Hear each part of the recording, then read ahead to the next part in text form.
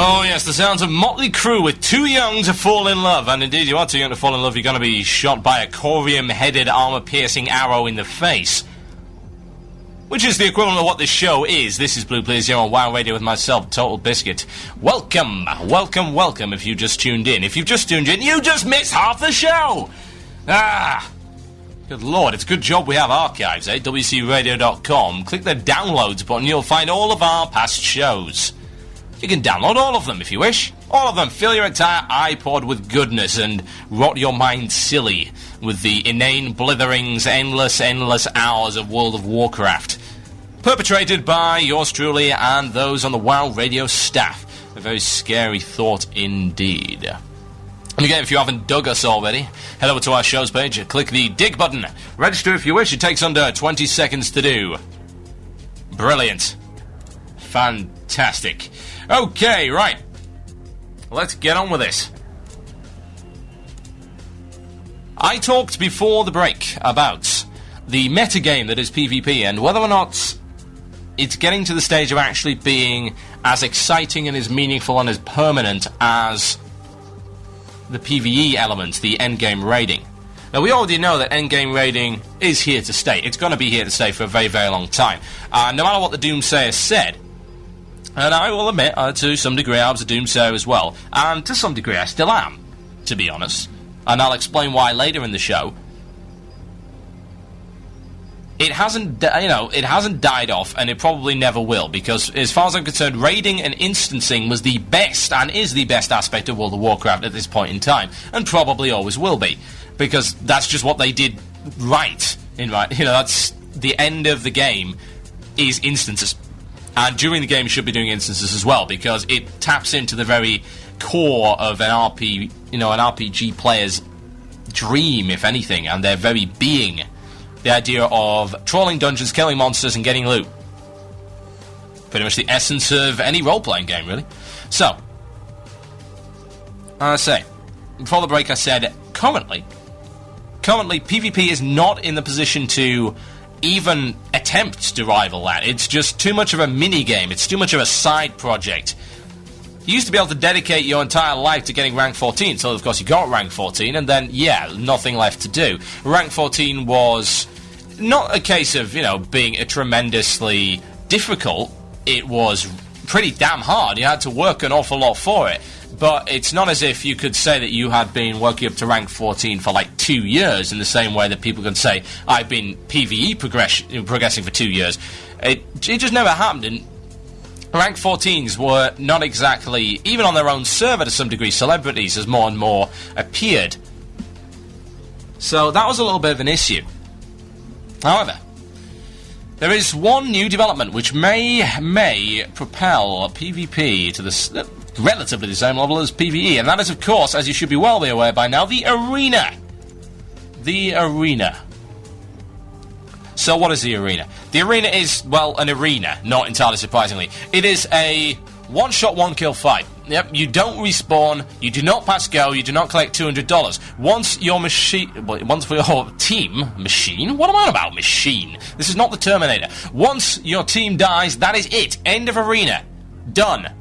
Now, this can last a grand total of 20 seconds if, you really get stomped into the floor, or a good couple of minutes.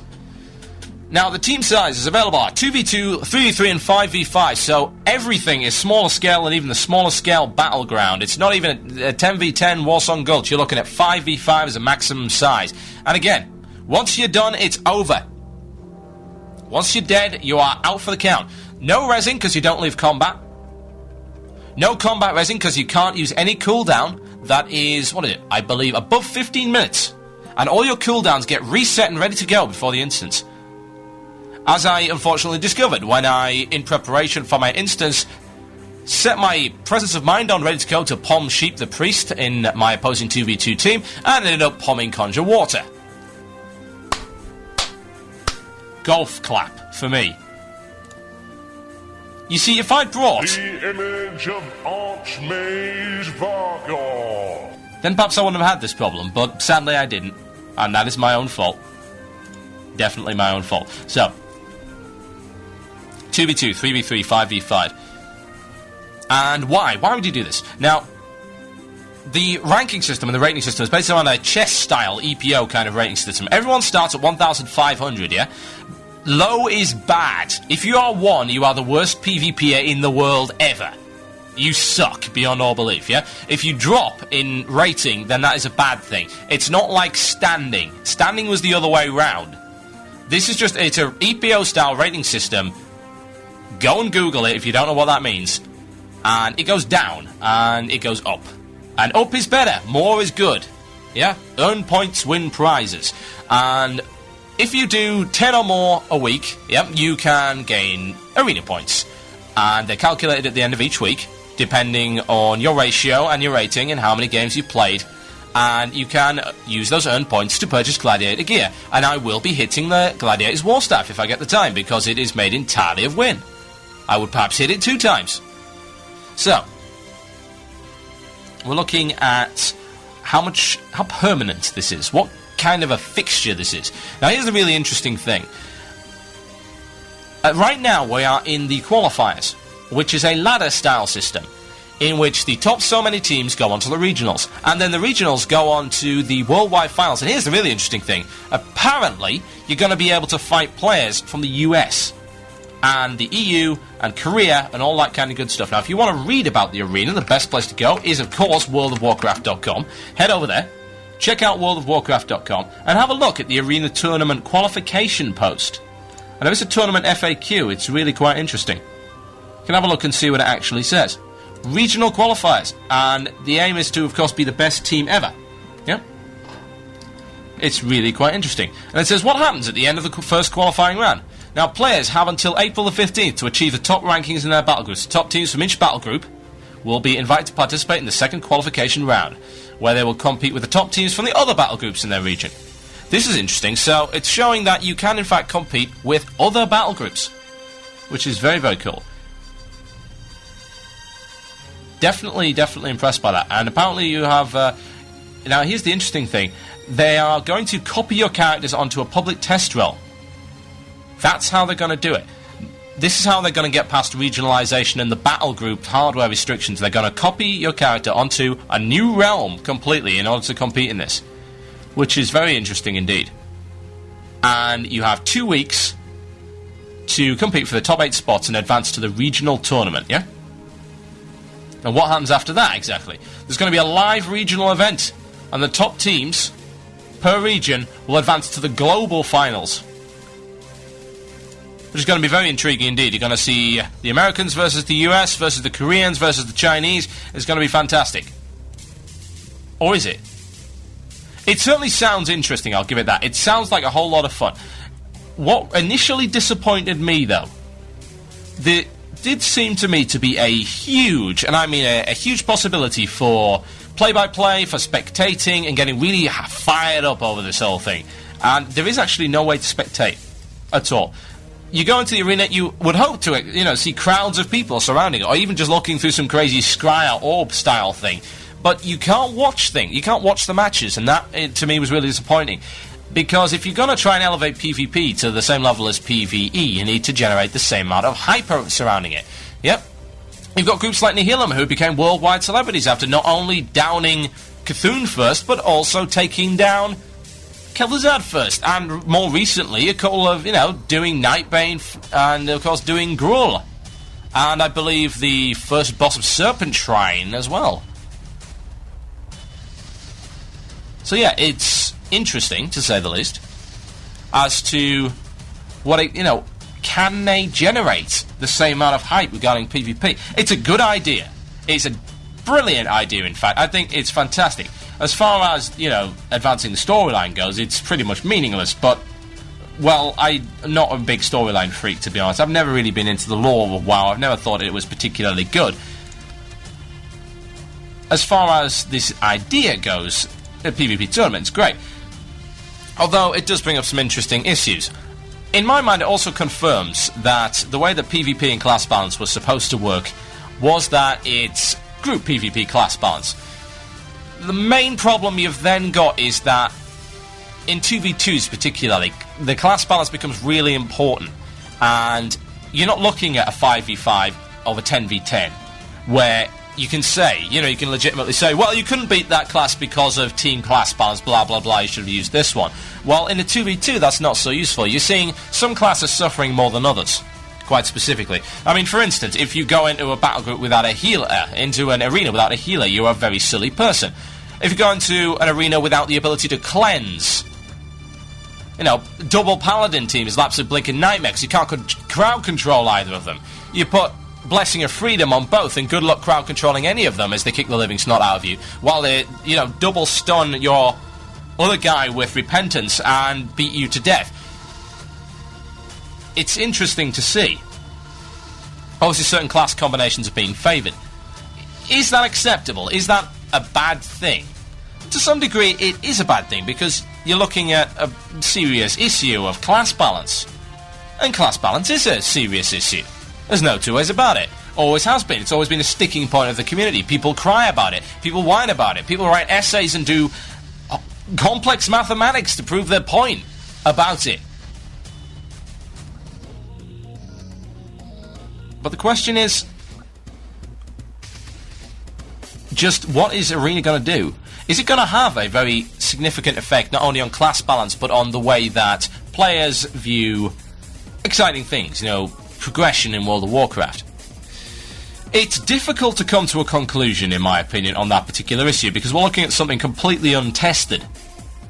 While I can see that the winner of this tournament is going to perhaps gain some worldwide celebrity, whether or not they're going to gain the same amount of celebrity as, say, Nihilum or Death and Taxes or Curse or any of your big guilds that have taken down these done these world firsts and all this kind of thing, it's a very, very tough call. I think perhaps that it's been ingrained in people's minds a little bit too long that PvP has been nothing more than a glorified minigame. It's been something to do in your spare time. It's like, I'm bored of PvE, I'm bored of raiding, let's go do some PvP for a while. Can't get an instance group together, it's alright, we'll just go and do some PvP. It's never been a hugely important thing. Can Blizzard successfully integrate it? Possibly. Is this the best way of doing it? Yeah, I actually think it is. I think this is actually the best thing they could have come up with in order to try and cement the importance of PvP in the minds of the players. Because you've come up with a worldwide competition that you're trying to... Well, everyone wants to compete in it. Loads of people want to compete in it. Predictably, they want to compete in it. I'm competing in it. I've got a 2v2. My ratio right now is 0 wins to 2 losses, because I'm a noob. But I do it for a laugh. It's fun. Everyone wants to compete in it. Everyone wants a shot at stardom.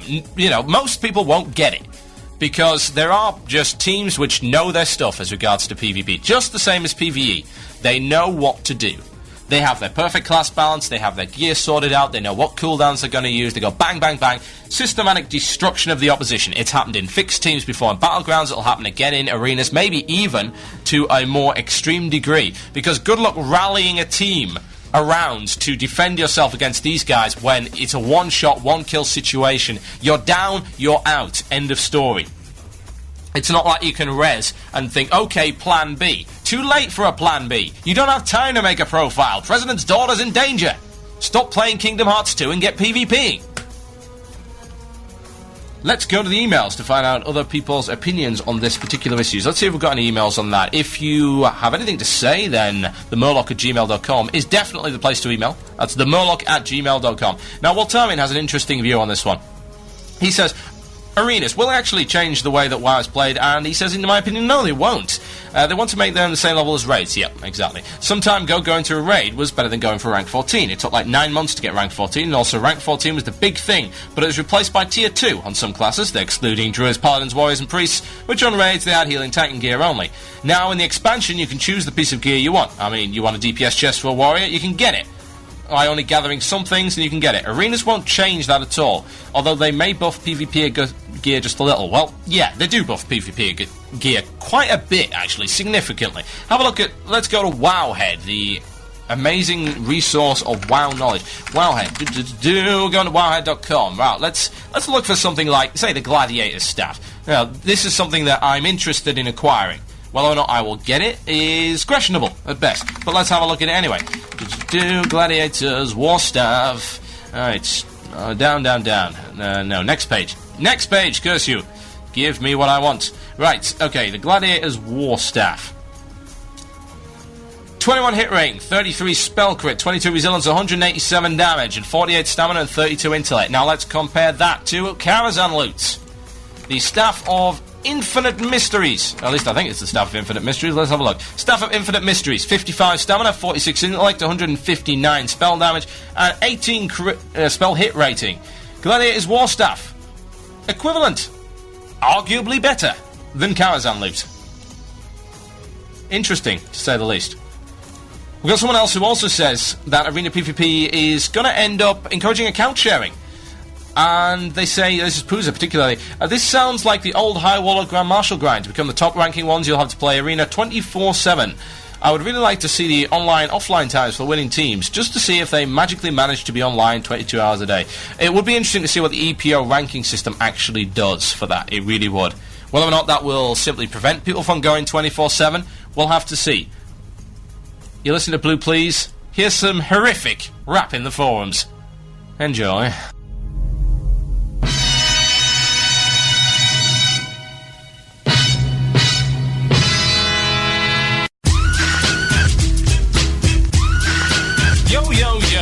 Shizzle and so forth, it's time for another incredibly ear-shatteringly painful and unwanted rap in the forums.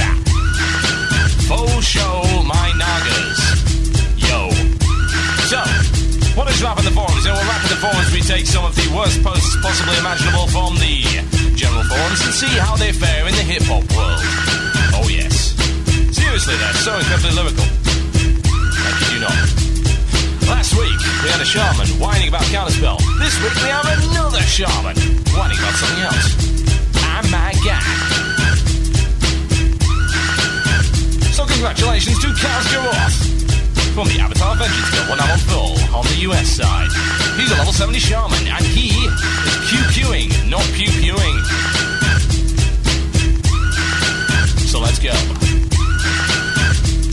Oh, it's a 1 and a 2 and a 3 and a 4. Nerf Icelands. Be realistic, guys. If you honestly think Icelands is not overpowered, then maybe you should look around at the players you consistently slaughter. Because of this BS ability, Icelands is just completely own it. It's like having Fosha with no cooldown at 30-yard range, and all you have to do is force Nova. From Icelands 3 to 5 times, and the target is dead. It's absolute garbage. There is nothing most classes can do against this, especially Shaman. I know. Drop a grounding totem, 1 second, poof, here comes another Icelands. What an effing surprise, half the time. Icelands doesn't even break your friggin' frost, no, which really blows. Crit it 3 times for 2k, from Eyeless in about 5 seconds. GG Blizz being constantly interrupted and unable to heal. Will's being dealt incredible damage. And Shoebox replies, saying, like having Force Shot with the cooldown. BOS2, Force Shot does a nice amount of damage and slows them down. Icelands does only about 250 damage with no a bonus effect at the most, unless there's some extremely good gear I don't know about. And if the mage is lucky enough to keep the target frozen for a while, it can get to a 1-2-5 kill crit. Unless, once again, there's some orange gear the mage is wearing. Unless you didn't even notice that stamina is one of the most important things to have in the group. I can hardly see what's wrong with Icelands. Comes edited by Shoebox.